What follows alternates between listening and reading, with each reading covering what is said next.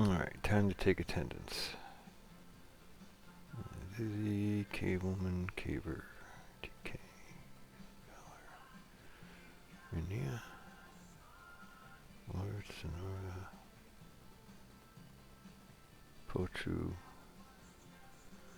Marcel, there's Aggie, Tiger, J-Trig in the back, Caver, Cavewoman, Susan, and Zubin. Silence reigns. Alright. We're all getting wet.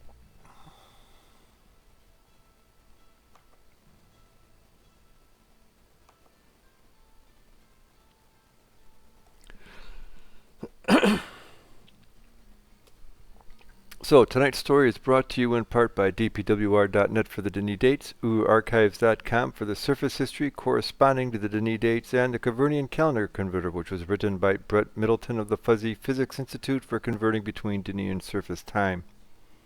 Tonight's story is from Mist, the Book of Tiana.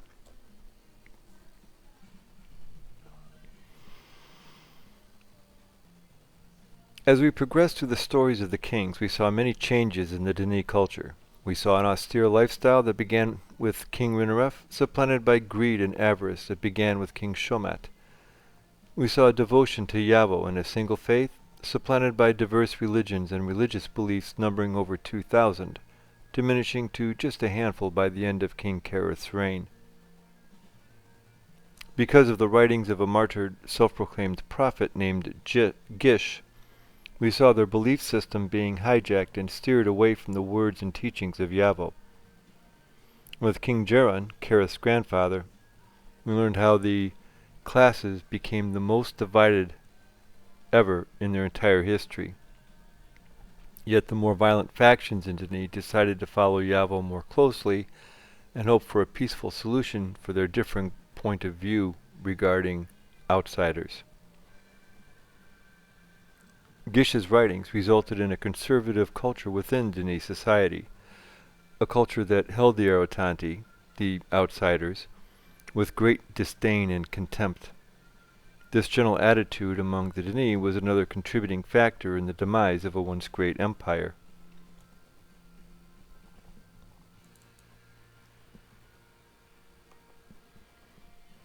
We looked at the Midis War, which occurred during the early 8th millennium of Denis history. It was a war that was once again started by violent factions who were vehemently against contact with the Arotanti. This prejudice, though not held with the same violent emotions, still was felt by the majority of Denis society, a society that was very ethnocentric as well as xenophobic, and these feelings and opinions remained prevalent up to the fall. We learned about Agarus, the architect of the fall. His motives were not ethnocentric, nor did they stem from xenophobia. He was driven strictly by revenge. Revenge for being wrongly accused and convicted of a crime he did not commit. Revenge that drove him to commit genocide against his own people, a character flaw that would spell the end of an empire. Also, there were the beginnings of Atris, one of the heroes of the fall, the excavation of the great shaft, and of a friendship with Veovis, who would become one of the villains of the fall. We learned about a surface dweller named Anna, her life and how she came to find the cavern, and the same old Denis fears of the Arotanti, the outsiders, and their possibly corrupting influence on the Denis populace. We learned of Anna's time in prison, her learning the Denis language, and of her uncertain future. We learned how Anna came to live with Atris' parents, while the five lords were debating her future. We saw how Veovis, through his arrogance, assumed that Anna would not come to his first book celebration. And we learned how Atris took exception to his friend's snubbing of Anna and, in turn, snubbed his friend for making him choose between the two, and finally deciding to write an age with Anna.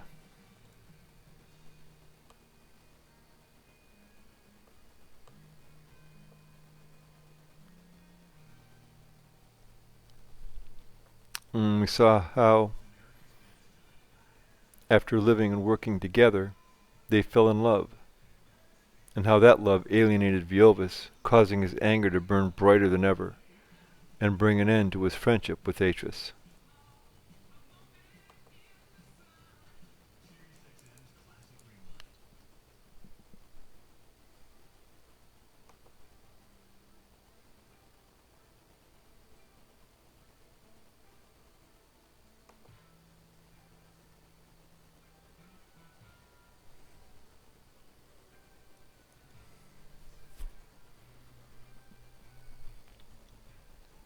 We learned about the origins of the Watcher Sanctuary, how Guildmaster Kadish purchased the sanctuary and Urkana, and built Anone in order to perpetuate the lie that he was the grower, as he fancied himself to be.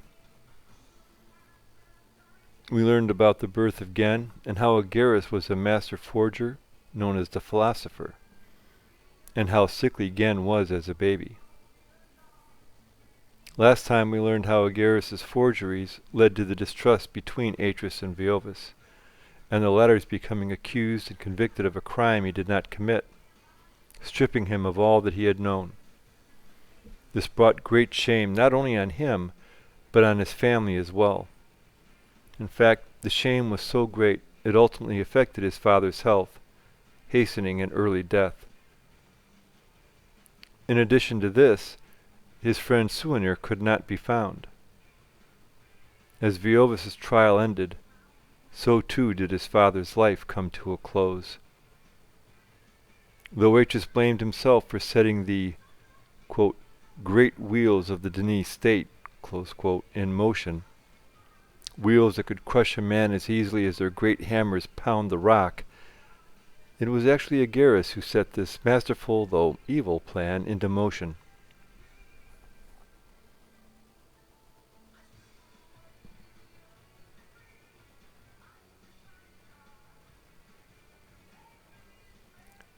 Although I promised last time to talk about a journey to the surface and a young boy's entry into an august guild, I feel it's important to focus on the latter for tonight.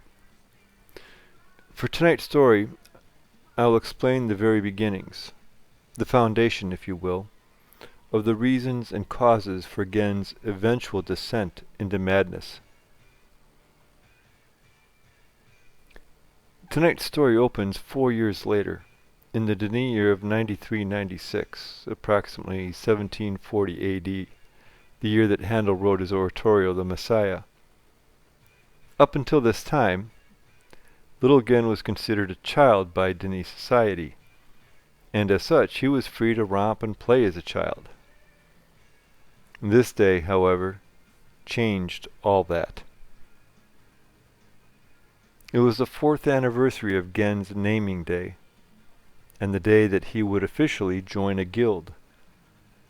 He was terrified. He was barely able to get through the reciting of the oath to the Guild of Books, even though Anna had worked very hard with him to remember the words. However, recite them he did.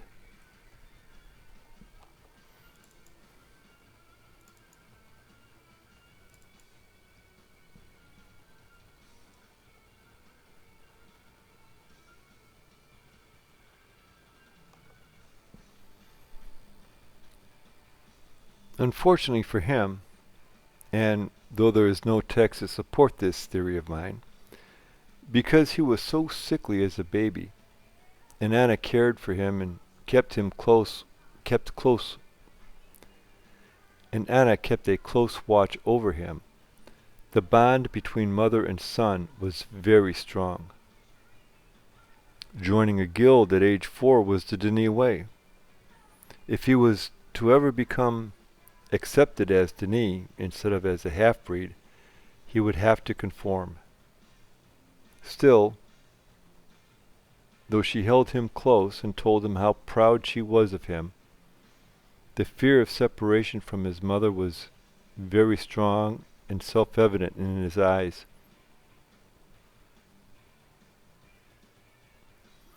After the swearing-in ceremony, Atreus, Anna, and Gen took a short vacation before Gen had to report to the guild hall. They took a trip to the surface, to the place where Anna grew up, where she lived before finding the cavern, before finding Denis.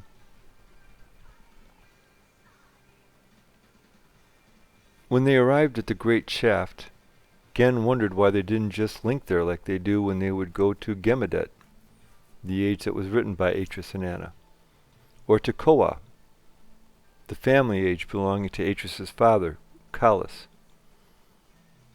Atris explained that it was impossible to link to the same age that one was starting out in. In a future story I will delve into the specifics of linking and exactly what happens when one places one's hand on a linking panel for the first time. At that time I will touch on a subject I affectionately call quantum physics for dummies. But I digress. They arrived at night on the surface, and Gen and Atris were astonished at how large the full moon loomed in the night sky. Though Atris had visited many worlds, he had never seen anything close to the likes of this sight. The night air was cold, and they headed into the lodge where Anna had lived some 28 years before. Atris's excitement was tremendous. He had waited for over 50 years for this moment, to stand upon the surface. He was initially denied this by the five lords. At that time, his disappointment was great. Now, his dreams were finally a reality.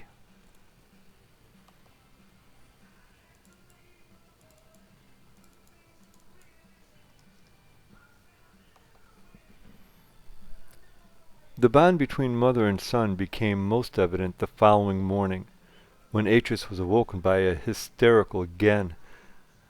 He was sobbing uncontrollably, claiming that Anna was gone. He did not hear, or would not listen to, his father telling him that she would be back. Atris took his son outside into the blazing desert sun to see if they could see her anywhere. After a few moments they saw her crest a hill, pushing an old cart and singing a tune in a language neither could understand nor had ever heard before. When she got back to the lodge, she was wearing her old black cloak from days of old, and warned Atris on the dangers of desert heat. He had never felt such an oppressive heat as was in this desolate place.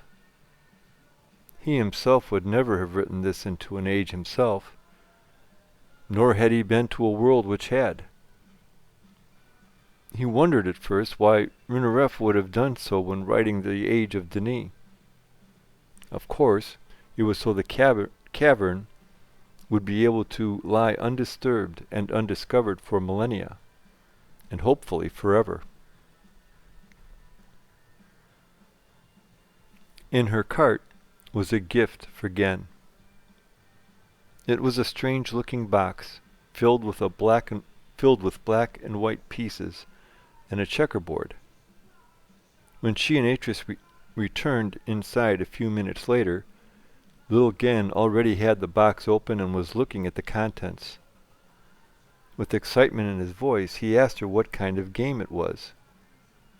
"Chess," she replied, explaining that it was a game her father had taught her to play, and she, in turn, would teach him. Gen beamed. At first he thought that meant he wasn't going to have to enter the guild. When she explained that he would still have to go, the disappointment on his face was clearly evident. After a few moments, though, after struggling with his emotions, he turned back to her, picked up the White Queen, and asked her what it was and what it did.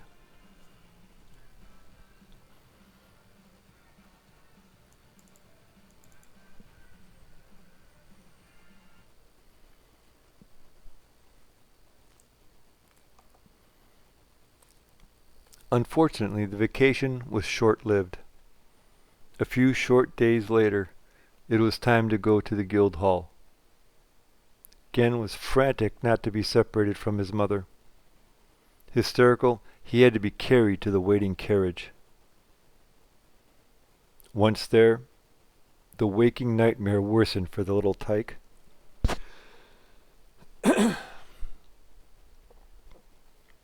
The days were filled with learning about the guild of books, his guild. The nights were another matter.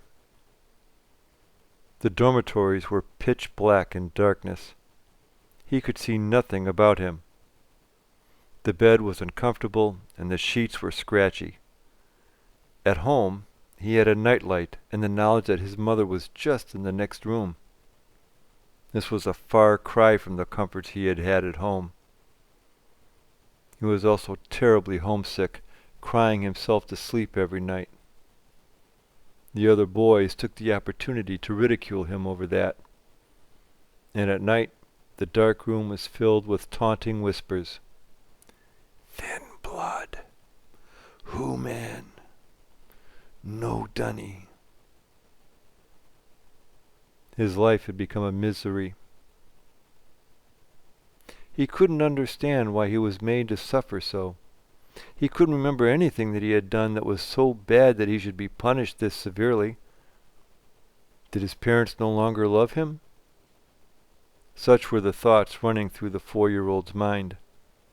His father's promise that everything would be all right, that he would get used to it, and that it was the Denis way, did nothing to help allay his fears and soothe his emotions.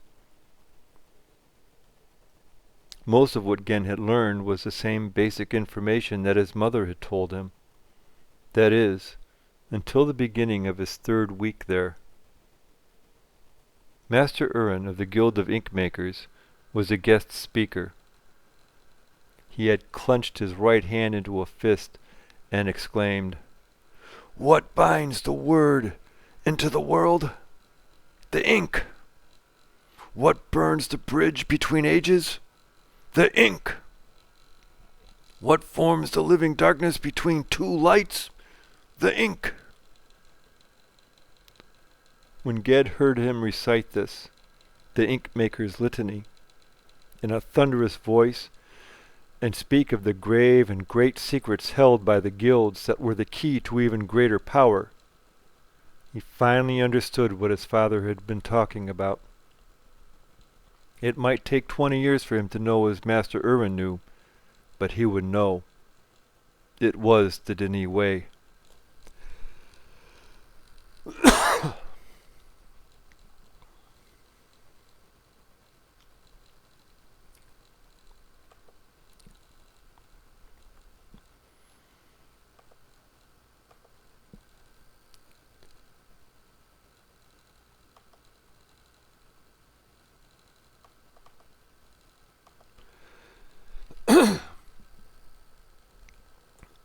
It was at this moment when Gen's affections began to veer from his mother towards his father.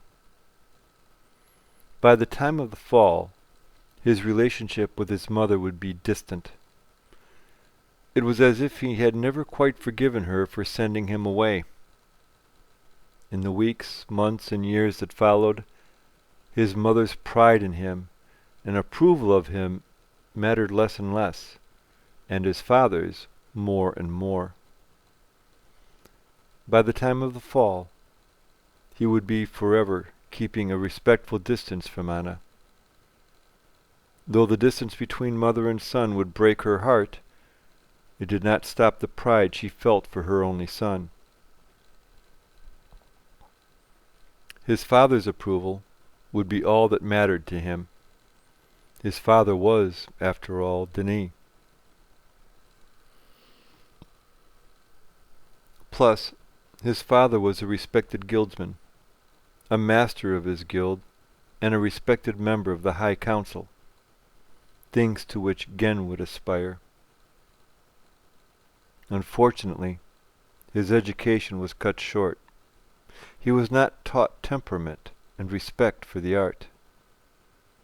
By the fall, he still had the childish dreams of fame and glory, of destiny and dreams of great power, dreams he would carry into adulthood.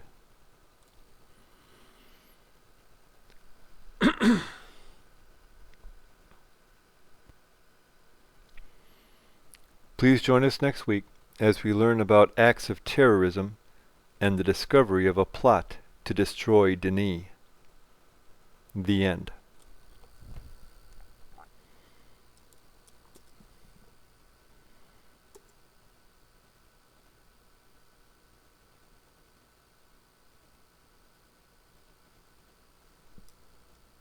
You're welcome, Caver.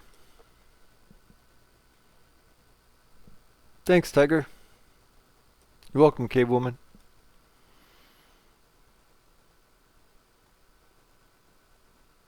Thanks, Fochu. Welcome, Aggie. Welcome, Sunvalor.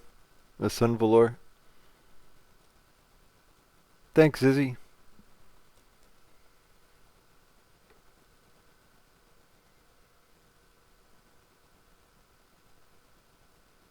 You're welcome, Marcel. And thank you all for coming tonight.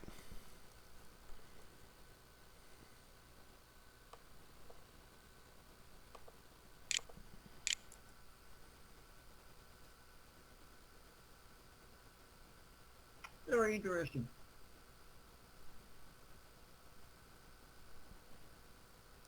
You're welcome, Lord. And what was that, Marcel? I said very interesting. I wondered about the end. I'm glad you enjoyed it. And I'm going to end the story right now.